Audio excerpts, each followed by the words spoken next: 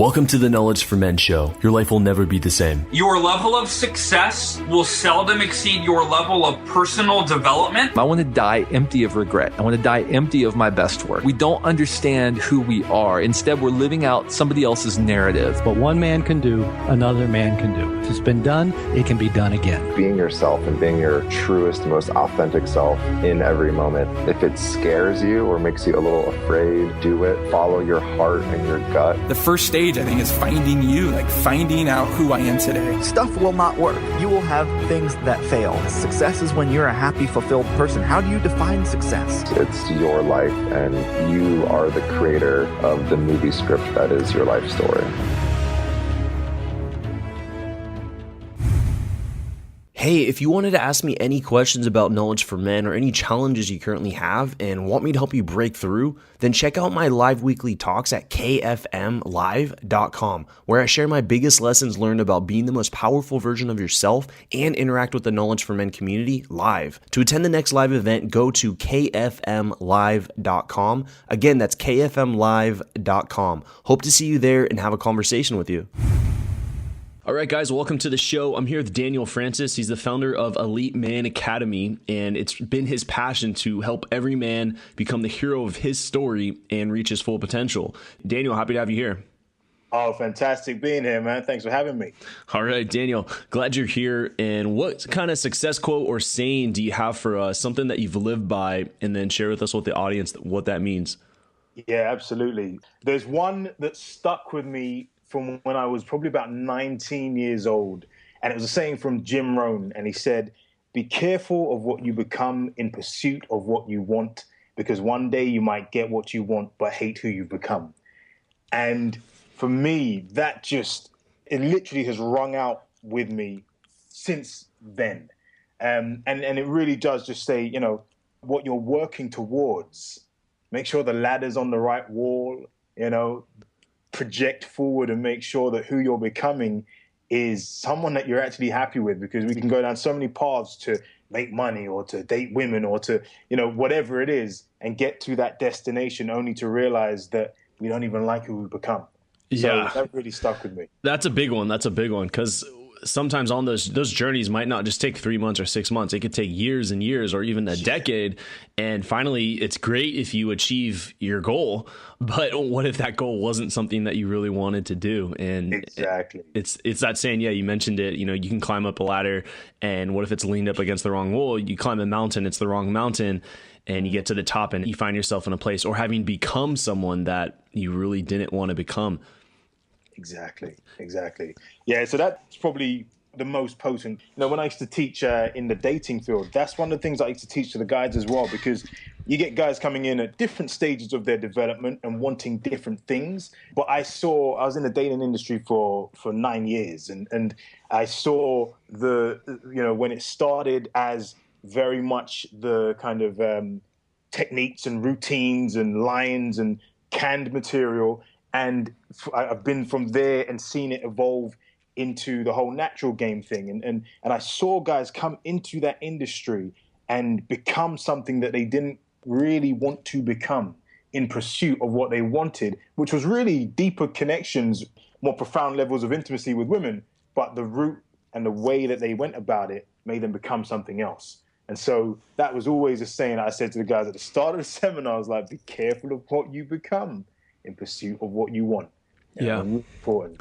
And now, is this symbolistic to your journey? I mean, you had spent almost a decade in the dating industry, and now, based on looking at your stuff here, Elite Man Academy, and what you're doing now, seems like there's been a shift. You're not working with that previous dating company, correct? Yeah, correct. Absolutely. It's pain is a powerful motivator, and for me, there was a point in my life where I was stood on the edge of a train platform, and I was sizing up how to take my life. I wasn't saying, should I do it or not? I was going, all right, I don't want to jump on a train track because it's going to be too messy, and I want an open coffin, and I don't want to take pills because if I'm going to go out, I want to go out like a man, right? I was on the edge, and I had to find whatever it was to just pull myself away from the edge, and I dove into to the dating world, because for me, it was this kind of quick fix, and the loneliness from not having women in my life at that time was the thing that was ringing out. You know, there's different phases of a man's life, and sometimes a guy doesn't have money, and therefore money becomes the main focus, or he doesn't have a girlfriend, and the girlfriend or women becomes the main focus, or his health, and he wants to just plow into getting stacked or getting, ripped in the gym because he was bullied in school or whatever it is. It's not the only reason guys get stacked.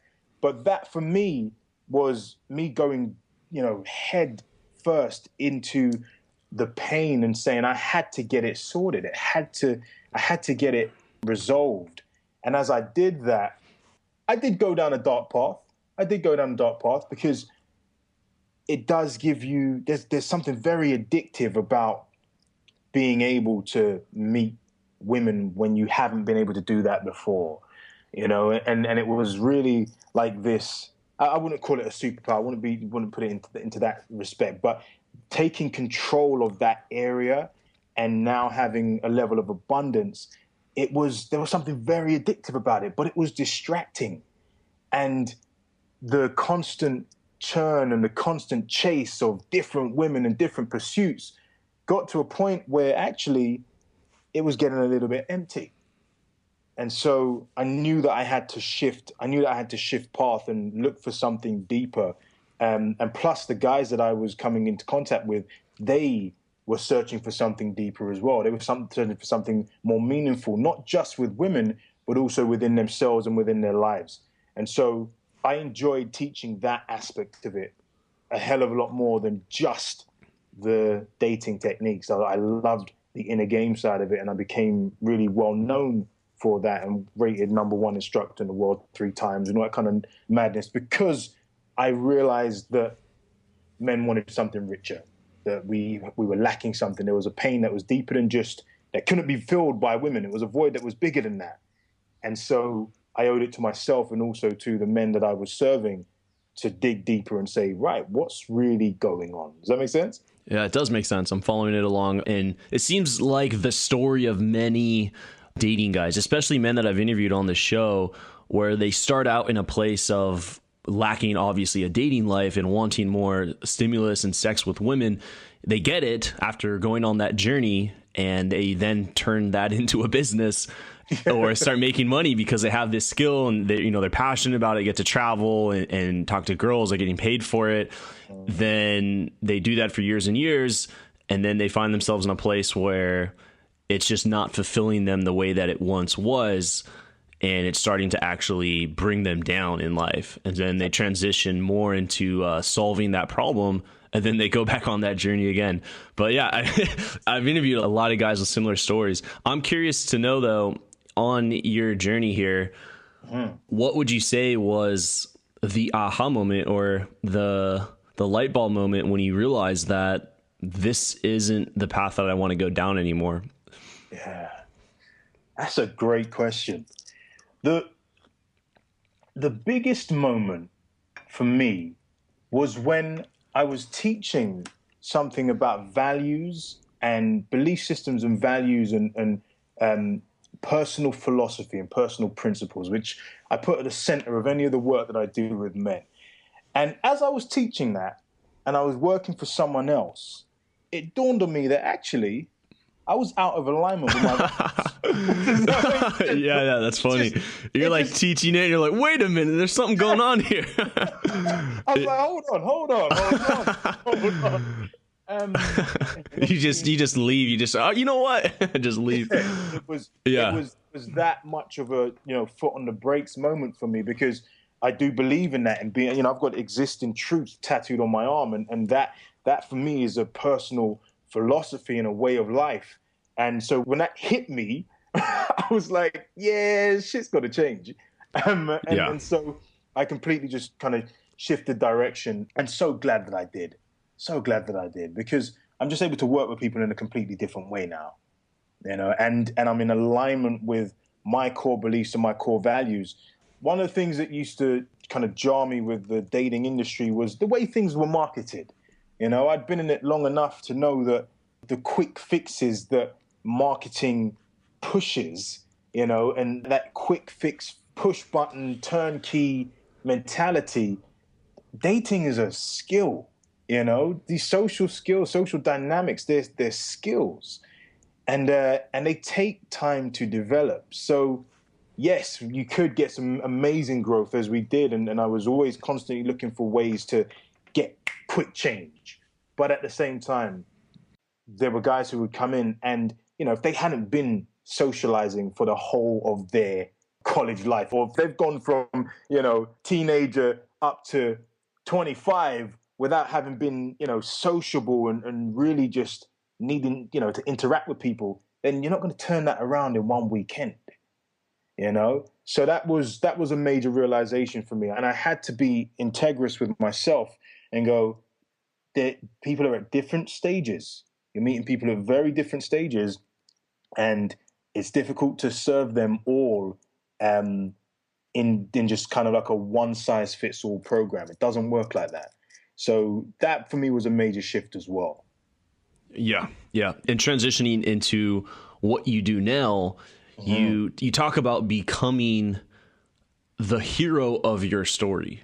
Yeah. And I really like this because I'm wondering if it came from Joseph Campbell's, like, The Hero's Journey, if that's where it came from. But I love that the idea of, like, being the hero of your story, like taking authorship of your own life, you know, writing your own movie, act as if, you know, you were in a movie and you're the main character, because it really turns your life into more of an adventure where like everything is all a part of it, like the downs, the ups, and like, what's a movie without drama and tragedy? But yeah, go ahead. What is your take on become the hero of your own story? Absolutely. I love Joseph Campbell's work. Absolutely love it. And my background, I'm a classically trained actor. So the storytelling and, you know, the hero and being the hero, being the main character and being the leading man in your story, that's huge for me. But on a deeper level, until we become the hero and we see ourselves as that hero, we move away being the victim, because that's the flip side of it. You're not the hero, you're the victim. Things are done to you, and, you know, people, the circumstances and the environment and the economy and people, all these things acting against you. And if we don't see ourselves as this hero and we see ourselves as the victim, then it becomes very difficult to take control and to create a lifestyle that we actually really want and really desire. So that was the first thing that I saw. The guys who became super successful in life and business with women, it was when they drew that line in the sand and they said, I'm no longer am I going to hero worship, so watching other men and watching them have the glory. We can be inspired, right? We can be inspired by mentors, by others who, like, I love watching sports. Like, I'm a football fan, English football. And I love watching athletes at the top of their game, and it inspires me. When I go to the gym or when I'm doing my business, I see those men at the top of their game doing their thing, and it inspires me. But I'm not in awe or worshiping them from a perspective of they're doing something that I can't do. I just see it as, that's great. I love seeing people at the top of their game, and now let it inspire me to be at the top of my game as well. Whereas what I see when men give up their power is they sit and they look at people doing spectacular things, and they either just worship it or they try to tear it down. And so that shift from moving from victim into what I call the victor, the hero, where you take control, that's a key shift. Does that make sense? Yeah, it makes great sense. It's like if you're watching a movie, I just watched that new Rocky movie. I don't know if you saw it. Creed. No, I haven't seen it yet, no. I just watched that, and it's very motivating. I like Rocky, and while I'm watching it, like, I see myself in that character, but I don't want to be that character. I don't want to start boxing now because I saw that movie, although boxing I respect, but I view it and I'm like, man, like, I can see myself in that struggle, and I could see that rise, that determination, that persistence, and I could use it as motivation to continue playing as the lead role in my own story versus being, you're in plays. And so versus maybe being like the supporting actor of your own play. It's like, no matter what your play's on, but you might not even be the main character in your own play. That's so true. That's so true. And, you know, I talk about, the things that stop us from being that main character, from being the victor or being the hero. The first one really is emotional numbness.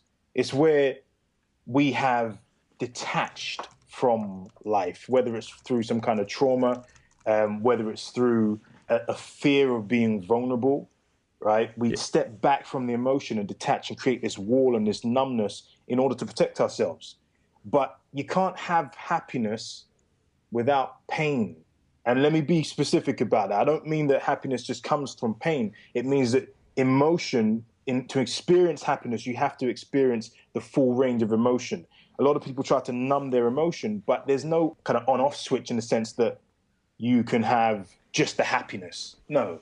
Once you are emotional, once you open that emotion, you can experience happiness, but you can also experience pain as part of that. And that's part of the hero's journey.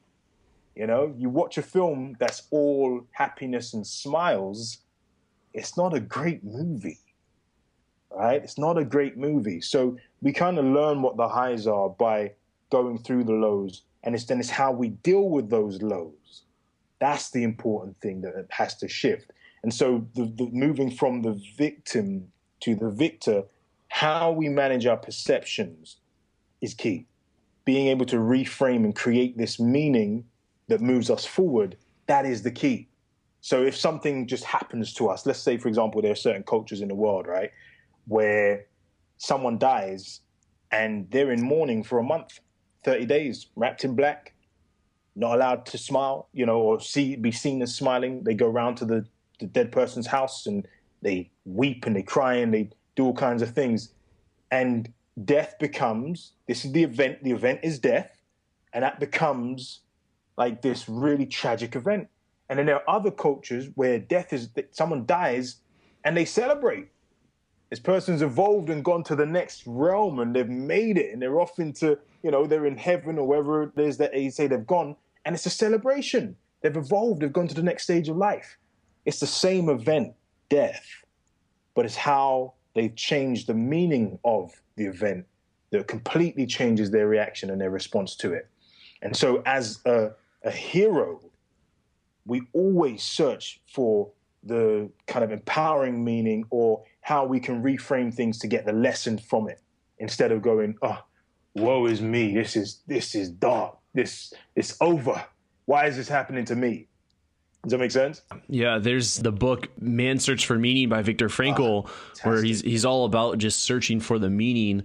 He calls it logotherapy, like searching for the meaning, attach a new meaning to a difficult, even a crisis. Viktor Frankl, for those who don't know who he is, he survived Auschwitz in World War II in the concentration camp and lost all of his family. And he survived and went on to become this world famous psychologist and author and did great things. And he was able to survive because he attached a new meaning to his life during that time. It's like so much easier said than done, because I've read the book and I'll even coach clients. It sounds like, oh, okay, just do that. But let's wrestle with this idea, Daniel. Let's say a guy, I'm sure there's a couple guys in here going through a crisis listening, such as maybe they're experiencing a serious breakup or divorce. And I think this is a great opportunity to apply this this idea of reframing that situation from, holy shit, I'm losing everything, I wasted 10 years of my life or 5 years of my life, however long that relationship was, to like, what else could they reframe that to? Absolutely. The first step that I would say to anyone is really what I call cave time. Now, we'll be very specific about this.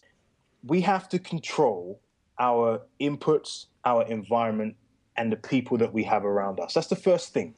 Because if we've got inputs of people, let's say, for example, we're taking in the news and everything seems gloom, or you're taking in breakup stuff from the celebrity culture and you're seeing all the negative stuff, that's the first thing to block out. That's the first thing that I always do. And then we're looking at the environment. How is the environment stimulating us? Is it uplifting us, or is it zapping our energy? What is the state of your environment around you? And then the people. Who are the people around us? What have they got us talking to, listening to, reading, focusing on? That's the first thing, to control that source of stimulation, external stimulation. Then the first thing is to take away the expectation of how you should be dealing with this.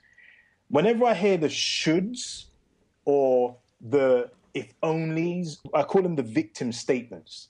The shoulds, the ifs, the buts, the maybes, the if, thens, right? These are victim statements. And once we just stop the expectation of how I should be dealing with this, especially for men, we're told that we've got to be emotionally stoic. We're told that we're supposed to take it on the chin, man up, just get over it. And really, our emotions have got a different plan, right? And so the first thing I say is just don't judge. Don't expect and don't judge. Experience what is going on and just become aware of that pain, aware of that, without trying to block it and fight it. That's the first thing. Because whatever we resist persists. Whatever we try to bottle in or try to distract or deflect, it's going to flare up at some point. Carl Jung used to call it the shadow. When you push things, you repress certain aspects of yourself. It goes into this little box, right? Yeah. And it flares up at moments where you least expect it. So the first thing to do is go, okay, I'm here. This is where I am. Let me just pay attention to this emotion, to this feeling. Then from that position, once you're breathing, once you're handling the emotion, or you're just experiencing emotion, it shall pass. We can't stay in one emotional state for too long. That's just not how the human nervous system is designed. When pain gets too deep, we have to do something about it, okay? And so the next thing we then start to do is we go, all right, let me ask power questions. Questions really shape our focus. It helps us to keep our attention on the things that are going to lift us up. So from that position, I would ask myself, I say, well, where's the benefit in this? If I was going to find something good about this situation, what would it be? Yeah. Okay? If I was going to find something good about this situation, what could it be?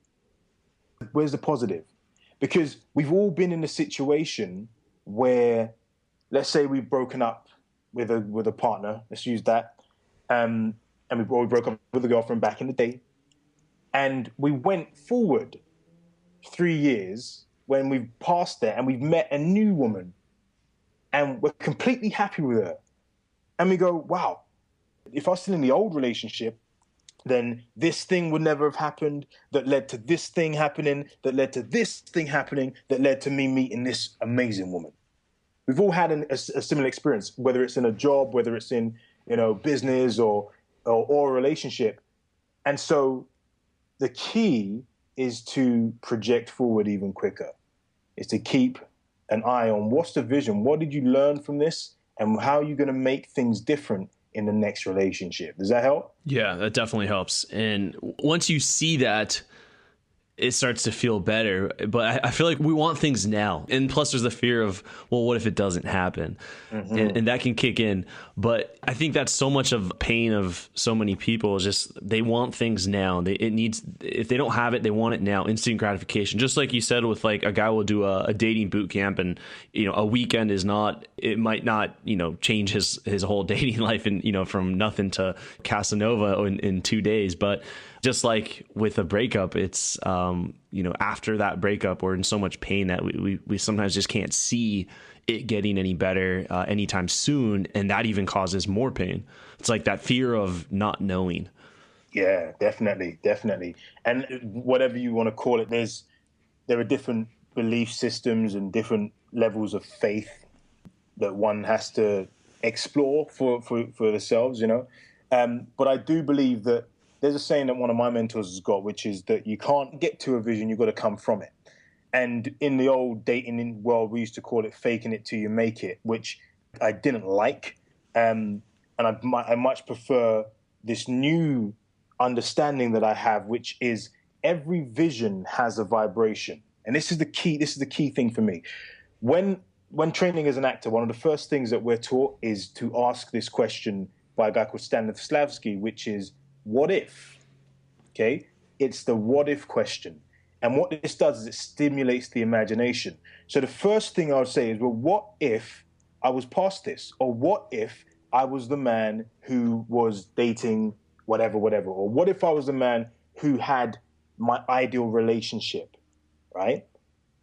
And then as soon as I start to think that thought or start to get that in my imagination, that image, that vision has a vibration. And bear in mind, a vibration is just the kind of conscious awareness of the feeling and the thoughts that we're in, right? So every feeling, everyone, have you ever heard this saying where you go, that person's just got a good vibe, right? Well, that's the vibration. So it is. The good vibe is a good vibration that they're giving off. And so once you start to go, let's say, for example, now, instead of just seeing myself in this vision, so let's say I'm walking down a street with a beautiful woman on my arm in this visualization, that's from the third person. That's stepping outside of it and watching it as a movie. You don't get the feeling of it when you're looking at it from the third person. So the exercise would be to step into that image as if I'm seeing it through my eyes, feeling it, feeling her touch on my arm. Now we've stepped into the vision and we're coming from it. That's the true way that you, quote unquote, fake it till you make it. That's the true way that you come from the vision, by stepping into it and feeling the feelings that you'll be feeling when you're at that point in the future. And that's how we actually collapse time as well. Yeah. Okay. I'm starting to put all this together. I feel like it's a way of also borrowing success from the future. If that makes it. It's like you're just borrowing, like, because as long as you stay the course and you have these daily activities you're doing, success is inevitable. It will happen. And you can start to feel some of that success if you just are happy with that present moment in the daily grind of what you're doing. Absolutely. And, you know, there are these mental faculties that we have as human beings that are very unique to human beings. One of them is memory, okay? With the memory, most people try to remember things from the past. But what I've actually been trained to do and teach my clients to do is to remember the future.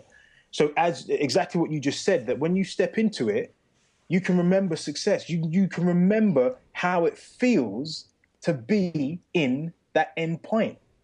You can remember how it feels to be in the relationship with that amazing woman. You can remember how it feels to be the success, the business success, because you can imagine it and then step into it and remember the feeling, so that when you're on the kind of day-to-day grind, and I do this every single morning, right? Every single morning, I'm stepping into that vision and going, there we go. Let me remember how that feels in the body, and then come from that place rather than the place of lack, rather than the place of circumstances and limitation or not being where you want to be.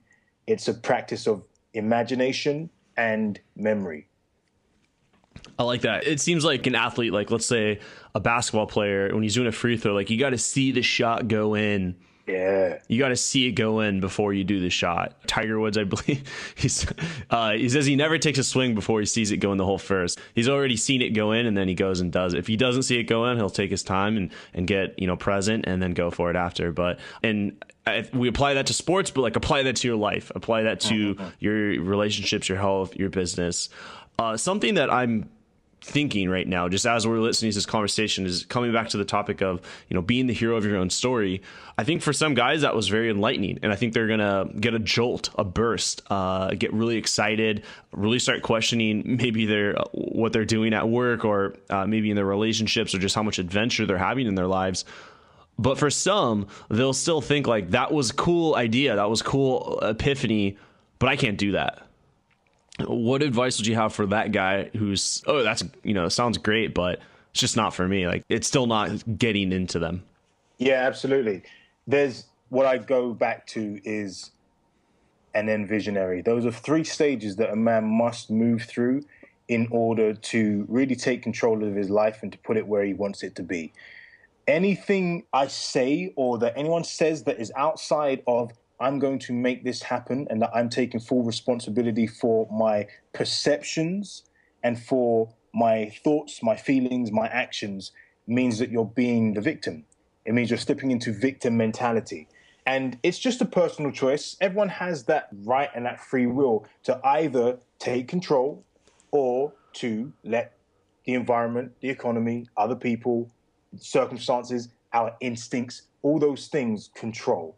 And so it's personal choice. It really is. And I've been there. I've been when at that place where it's just been so dark that you just can't see up, and you just go, you know what? This is great, but it's not, I can't do this. Yeah. And it is a tough challenge in place. So I say that the things to get in place is the support and the environment. You got to get people around you who really, really, really hold you to that high standard and who want the best for you, that won't accept the limiting beliefs, who won't accept the excuses. Because there's that saying, most people's, I think it's Tony Robbins, most people's lives are a direct reflection of the expectations of their peer groups. Right? And so you've got to start putting things into place that help to pull you out on a day-to-day basis. I have little exercises that I do for myself and for my clients that really about, stimulating us on a deeper kind of neurochemical, I call them neurochemical visualizations. Our brains are designed to seek things that improve our survival and things that improve our replication on a basic level.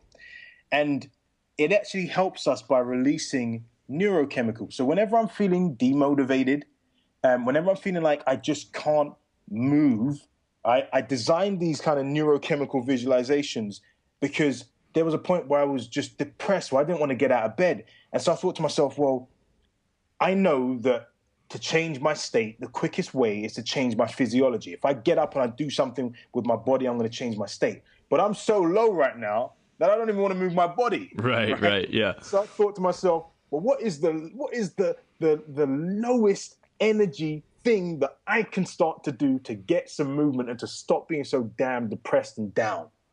And I started creating these visualizations. And there's three very powerful ones. First one is dopamine, which is released when you are on the path or almost attaining a goal that improves your survival and replication chances, your SNR chances, right? So what I would do is any kind of goal that I had in mind, I'll just create a little mini movie of me close to achieving this goal. So let's say, for example, I wanted to get into, I wanted to lose weight and I wanted to get into shape, but I was lying in bed and I just didn't feel like going to the gym. Then I would set up these little visualizations of me doing, and it's a dopamine visualization. It's for me achieving a goal of really doing, let's say, for example, I love body weight training. Right? I love the whole calisthenics and, muscle ups and gymnastic style moves. They're very hard. Right. Yeah, muscle up, yeah. But I would visualize myself being able to do the muscle up and finally getting over that bar. And that was enough to make me go, fuck that, excuse my language. It's okay. To be able to do that, right? Because that was important to me. And you got to experiment to find out what visualization is the most stimulating for you. But I would use something like that of achieving that little mini goal of me doing something really cool for myself that would give me this kind of energy. And I go, oh, now I wanted to get out of bed. Serotonin is another neurochemical that we can release through visualization. And so what I would do for serotonin, this is when we're getting towards something that is going to increase our status, our respect. Because again, status and respect would increase our survival and our replication chances. So the brain has hardwired that in. So let's stay on the same analogy of getting into shape. Didn't feel like it, laying in bed. But one of the things that would start to happen when I was working out and getting good at these moves is that other dudes in the gym would be coming and going, bro, that's a gangster fucking workout, man. Like, are you a gymnast, right? Now, that may not be anything to someone else, but to me, because I'd always wanted to do gymnastics and because these moves were so damn hard and it was starting to look good, right? I was getting this kick out of it. And I was like, that made me want to get to the gym. It made me want to get to the gym.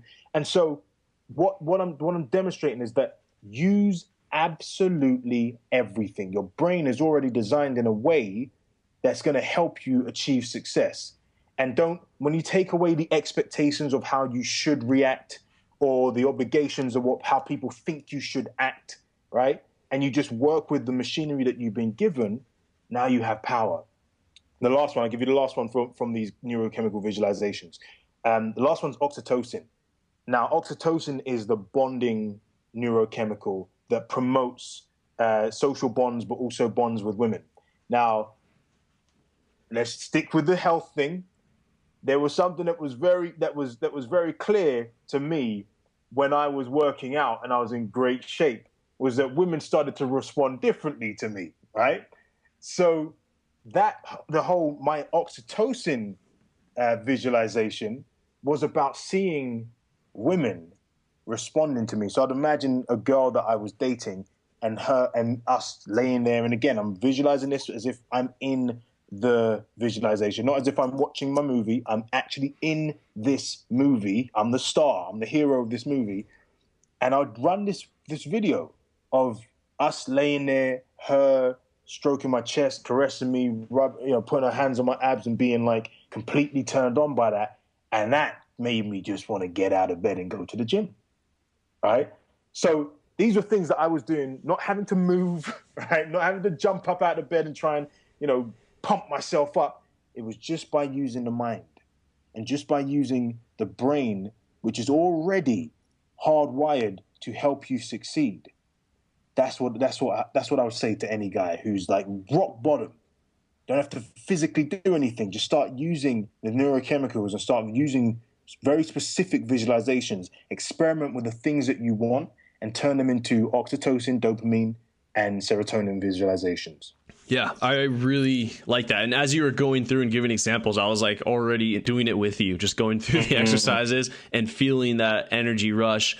And it does feel good. Like if you're in bed and you don't want to get out, you can think about what it would be like to have those results. And after going to the gym, or even with dating, if you don't want to go out, you're tired, or your business, you don't want to take that risk, you can just envision what it would be like to have that end result. And man, it feels really good. There is some energy there. This has been really good interview so far. Let's now dive into the knowledge round, Daniel. I'm just going to ask you some rapid fire questions. So are you ready for the knowledge round? Let's do it. All right. If you're tired of living the mundane day-to-day and just the daily grind and want to experience more joy and fulfillment in your life, then check out my live weekly talks and open Q&A with the community where I share my biggest insights on becoming the most powerful version of yourself to rise above mediocrity and create the life you desire. Register for the next upcoming event at kfmlive.com. Again, that's kfmlive.com. And hurry up before all the spots are taken. Hope to see you there. Welcome to the Knowledge Round, where the guests will be asked rapid-fire questions to give the audience invaluable pieces of wisdom to help transform their lives. Starting in 3, 2, 1, showtime. Yeah, so this goes very much in line with what we've already been just talking about, but what advice would you give to someone who's really feeling unsure about their purpose? Like they're not sure if they're climbing up that right ladder right now. Yeah, absolutely. I'll give one very powerful exercise that I do with all my clients. And it's based on the most powerful motivator. This thing gives urgency and it gives immediate clarity if you completely, again, we're still on the subject of visualization and using the imagination. Yeah. But this thing gives absolutely crystal clear clarity, and that is death. Death is the great clarifier. And so what I would do is these deathbed meditations, because when we come to the end of our life, there isn't going to be some big man in the sky coming down to cast judgment on you. The person that's going to be judging you and your life is you. It's you. It's me. When I get to the end of my life, I'm going to be able to look back. Now, in line with the things that we've been talking about in terms of imagination and memory, we as humans have this unique faculty to be able to project forward emotionally. And so what I do is I lead myself or I lead my clients through this meditation where we go and I imagine being at that last moment where I'm about to cross over. And I get a very clear image of where I want to be. For me, I'm at my beach home. I'm overlooking the ocean. I love the ocean. I love the sea. I love the sound of the waves and the rocks, going against the rocks. So I'll be in my bed looking over the ocean, and I really take myself there and I breathe and I relax and I'm there. And I go, what? And this is the powerful part. Once you're really there and I go, from two perspectives. I do this exercise. One is pain and one is pleasure. As an individual, we have to decide which one has the most potency with me, which one stimulates me the most. Some people are more stimulated by pain, avoidance of pain. Some people are more stimulated by the pursuit of pleasure. So I go from this point, pain, right? What would I be absolutely pissed off that I didn't do in my lifetime? Okay, that's the pain. What would I be pissed off that I didn't achieve, that I didn't see, that I didn't experience within my lifetime?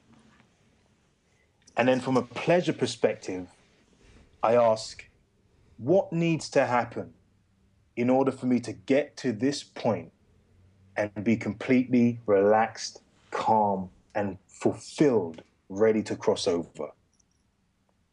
And if you really invest some time in those two perspectives and going to that end point in your life, and then asking of your higher self, of that higher intelligence that we all have, and asking a powerful question like that, it starts to cut through all the bullshit.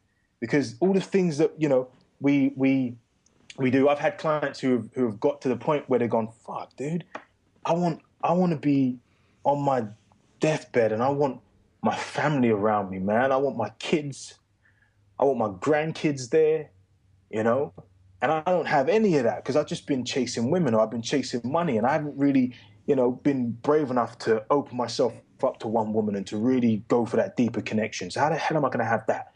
So in a moment, it's clarified something really important for him, which was to have a family, right? So that for me is probably one of the most powerful exercises. Yeah. Yeah, as soon as you talk about death, it's like, you know, shit's getting real. Because like you're kind of building it up. You're like, you know, this is the most powerful. I was like, all right, what is it?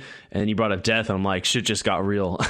And that's it is the most powerful motivator. I mean, I was just reading a book by this morning by Robin Sharma, and there was a section in there called "Die Every Day," and he was saying like every time you go to bed, like you just died, like mini death, meaning the day's gone. When you go to bed, like that day that you just had, you'll never have that day ever again.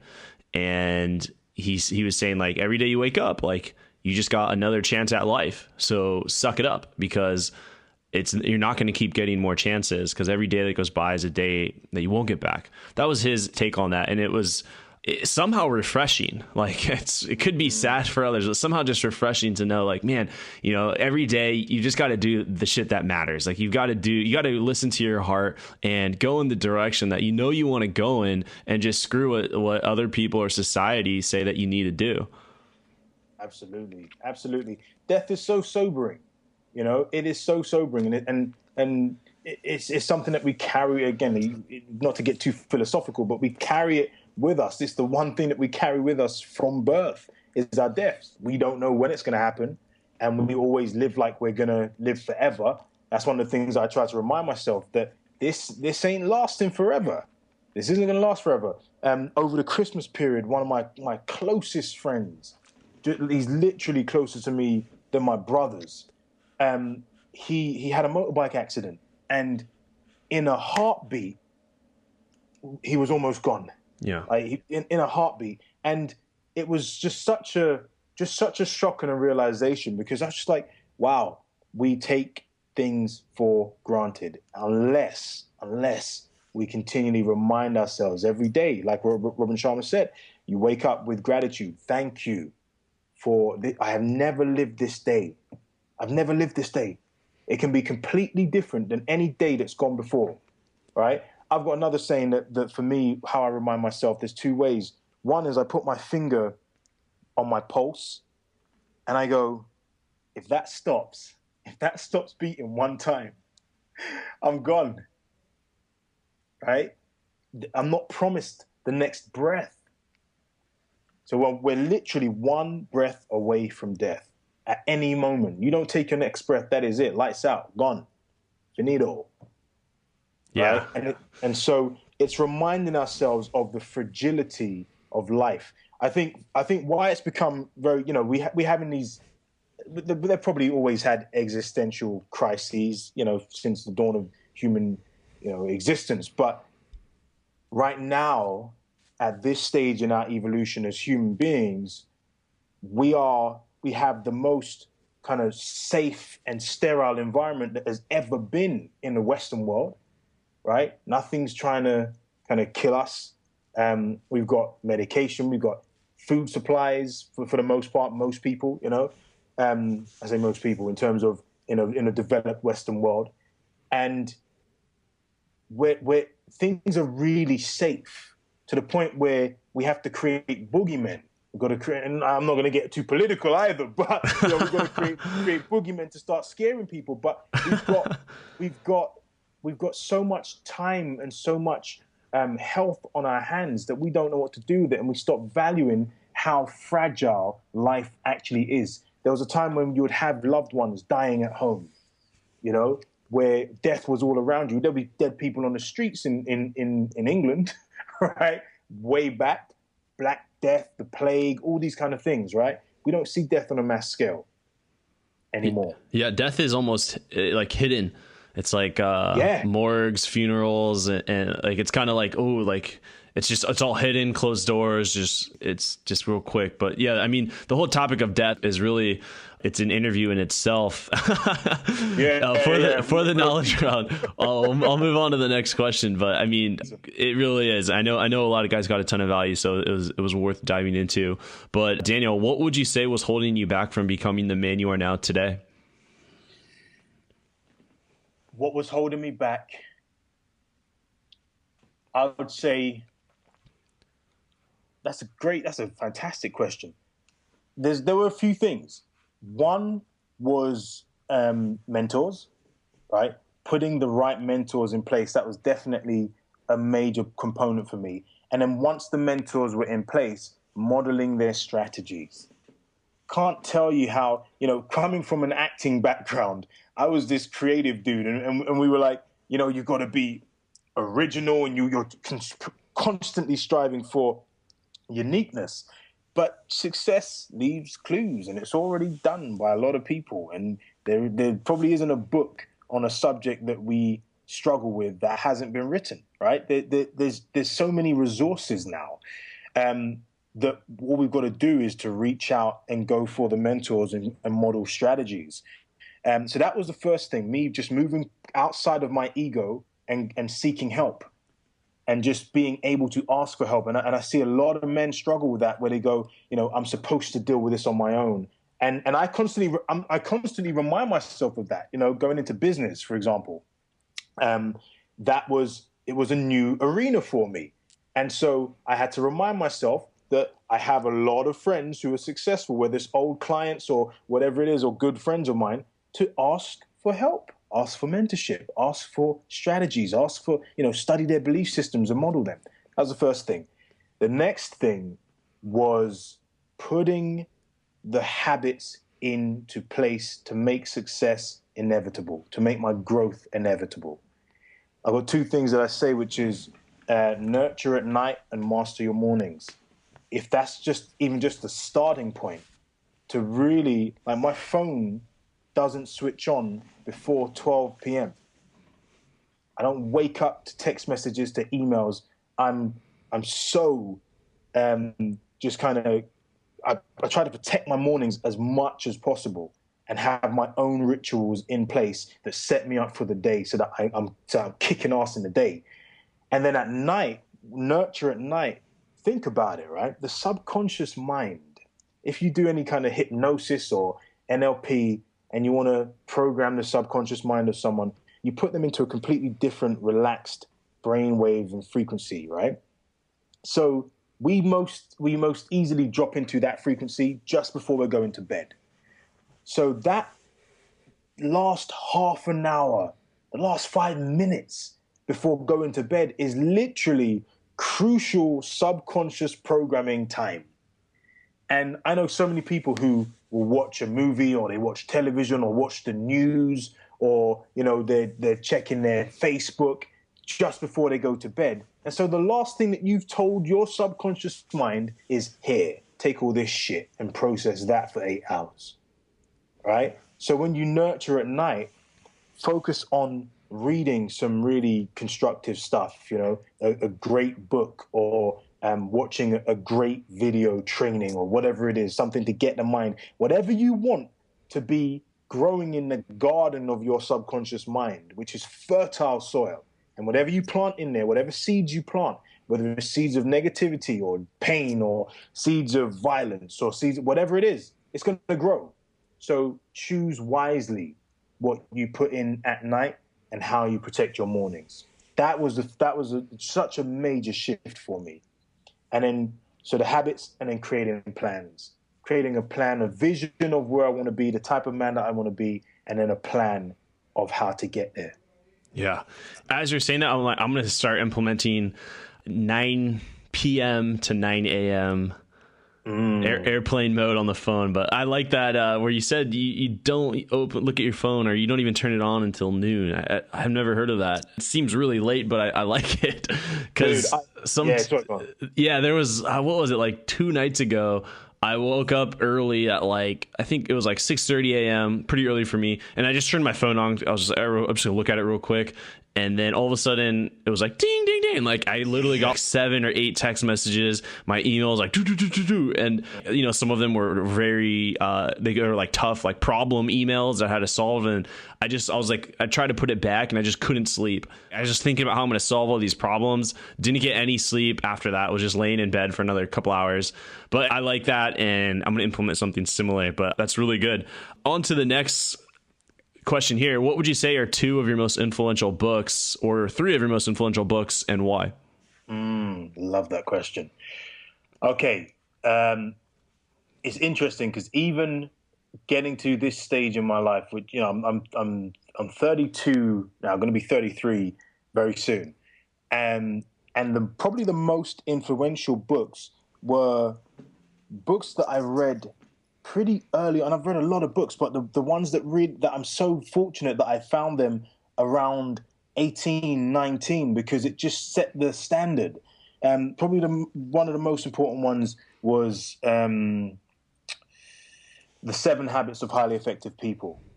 It just got me at a time where I really needed it.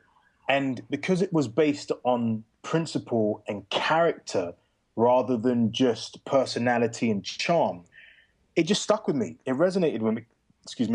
It resonated with me. His whole ethic of being proactive and put first things first, and seeking to understand before being understood. These are just kind of core, fundamental principles that I've built my life and my success on, and my interactions with other people on. And so that was a really crucial book. Another book, Think and Grow Rich. You probably hear that a lot. Yeah. I mean, the classics are classics like that. Like you could read like once a year. They're never bad. Exactly. That's another good one. The Alchemist influenced me earlier. I want to get away from the more common ones and say one that's really influencing me right now, which because it's a completely different take on a lot of things that I've read, is a book called Thick Face, Black Heart. And I can't remember the author's name. It's a Chinese lady, but it really talks about truly owning who you are and coming from that place of a deep grounding of who your purpose, your self-worth and your values, and coming from that place, being able to deal with everything else that people throw at you, knowing how to take the criticisms from other people and knowing how to be ruthless when you need to be ruthless in order to get what you need in life, right? And without harming people, but just being able to do the things decisively what you need to do. That was a very important book. And one more, which is just in terms of higher thinking, there's a book called Working with the Law. Actually, no, do you know what? I'm not going to tell you this one. The one that's really great is called U Squared. It's a fantastic book by a guy called Bryce Pritchard. And it talks about the science of quantum leaps, how to get to what you want really quickly. Oh, great, great. I'll have to check out some of those books. And yeah, I was just on Amazon looking at that Asian book, Chin Ning Tu, The Warrior Philosophy for Conquering the Challenge of Business and Life. That looks good. Yeah. I haven't heard of that. I'll be throwing that on the wish list. I like this one here. So imagine, Daniel, you have 60 seconds with your 20-year-old self. What would you tell him to do, and what would you tell him not to do if you had 60 seconds with 20-year-old Daniel? That is a brilliant question. I would tell him to breathe and relax, right? I'd tell him to focus on value creation, on becoming more valuable and learning how to just put out value in the world. And I'd tell him conflict is okay. That's good. That's good. Anything not to do? What not to do? That's a hard one because I've got to this point from doing everything that I've done. Right, done wrong. And you know, and I've been able to learn from my mistakes. Not to do.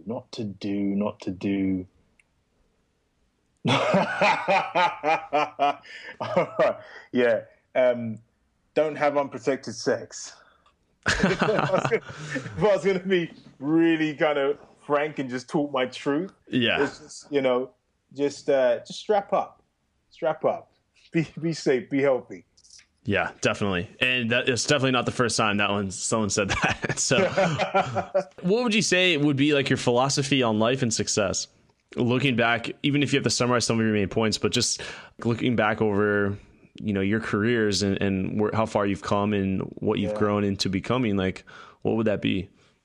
I was actually really thinking about this the other day, and I think visually. So I was kind of drawing a diagram of a man in a cave, right? And this man hasn't experienced the world yet. He hasn't ventured out. He doesn't even know what's out there. And in that cave, he really has to, before he even ventures out, he really has to spend time getting to know what his value is and his self-worth and his self-esteem, and just getting to love himself in the cave. Then as he peeks out of the cave, he sees people around the fire, right? He sees these people these things that he's never interacted with before, and he's curious. And the tendency is either to rush out and to just be vulnerable and just get, you know, taken advantage of, or to go out guarded and protect oneself and to not actually fully open up and to engage with people. And it's a tough one. And what I realized is that actually, as a man, there are certain things that you do have to protect. You do have to protect your philosophy. You do have to protect your self-esteem. You do have to nurture these things, and you have to defend them against conflicting or damaging points of view or philosophies. Like, for example, I don't smoke. Now, for me, smoking is damaging as a philosophy. And so if someone was to try and encourage me to smoke, I would quite verbally and vocally and very firmly reject that philosophy. Does that make sense? Right. Yeah. Right. So that's just because of my belief system. So I have to know how to protect as well as learn how to open and allow people in. And so that for me really is, then you move from that knowing how to kind of protect or knowing how to engage with people. And then from that place of knowing how to engage, then you learn how to lead and how to bring value to a bunch of people as well. And so I don't know if that was too clear, because that's just where my thoughts are at the moment, where I'm just kind of devising this or looking back on how I've progressed and how I've moved forward. I've realized that there was a point where I was just very open and actually too open to the influences of others. And that didn't help me completely. And then I went to a point where I was very closed, and that didn't help me. So it's knowing how to discern. And that's what Thick-Faced Black Heart really was showing me a lot of stuff as well. But that understanding that as a man, there will be times when you have to defend, where you have to use the sword and the shield. And then there will be times where you have to use the rose and you have to use the heart.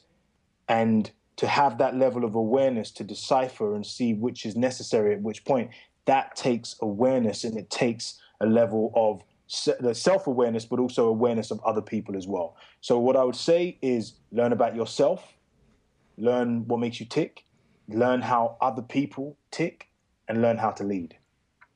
I like that. That full spectrum type of man, not too far. It's the yin and the yang. It's not too far on the edge, but it's also lighthearted in a way where you care about others, or it's like leading with heart. Absolutely. All right, great. That's going to conclude the knowledge round there. This has been really good, longer than normal, but I think the value for those listening and who made it this far, I think it's definitely worth their time. So now, Daniel, what's exciting you today? Like, what's really getting you out of bed in the morning? What are you looking forward to in this year? Yeah, this is a very it's an action-packed year. I've got a few different businesses that I'm running, but the one that I'm really excited about is the Elite Man Academy, which we're launching and we're bumping and putting out content. And that for me, I've always loved serving people. I realized when I came off the Edge of the Train platform that the thing that really was at the center stream of my being was helping people to turn pain into power, helping people to become their best selves. And for men, that was something that I really got good at doing and that I loved doing, because they weren't, what you're doing here with Knowledge for Men is fantastic. And this is one of the reasons why, I loved connecting and reaching out to you. But it isn't something that's common. It's not commonplace. We don't get taught this stuff in schools. And for the most part, I wasn't raised by my dad, and I'm seeing that there's a lot of men who were raised by women. And so having that level of support for men is really important. We're in desperate need of leadership from men, and women are looking for it as well. So the Elite Man Academy really is the thing that I'm putting a lot of my time and my heart and my effort and my passion into. And that's really the thing that's doing it for me at the moment. Yeah, I like that. I could tell. I could feel the excitement. So for all the guys listening, EliteManAcademy.com for Daniel Francis. This is a good episode, and I'm excited that you came on. I'm looking forward to seeing what you do with your work and connecting again in the future.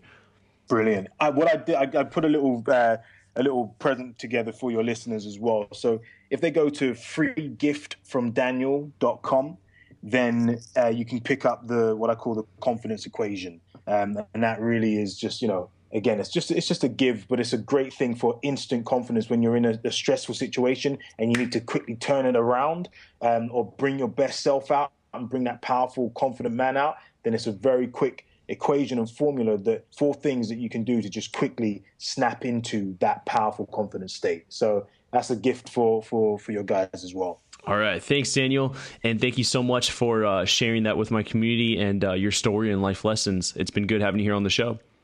Brilliant, man. Thank you for having me. And again, just appreciation for what you're doing for the guys as well, man. Thank you for listening to the Knowledge for Men podcast. Hundreds of interviews and 1 million downloads later, we're continuing to build an international movement, and we've just started. So if you enjoyed this episode, go ahead and leave a review in iTunes. It really helps to grow the podcast. Guys, 2015 is the official year of living with purpose, where every day you do only the things that matter to you. You wake up, live with purpose, and take massive action towards the life you want.